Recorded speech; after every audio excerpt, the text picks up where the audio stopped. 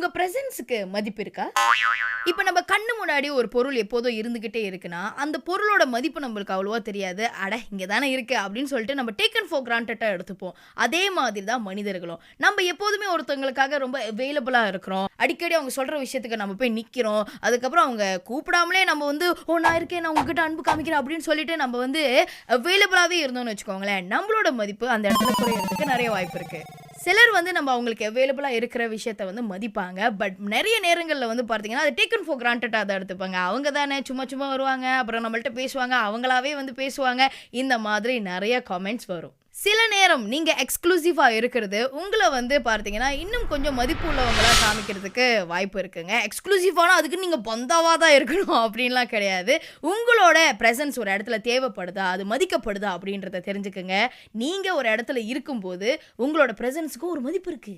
"மதியாதார் தலைவாசல் மிதியாதேன்னு" சும்மாவா சொன்னாங்க?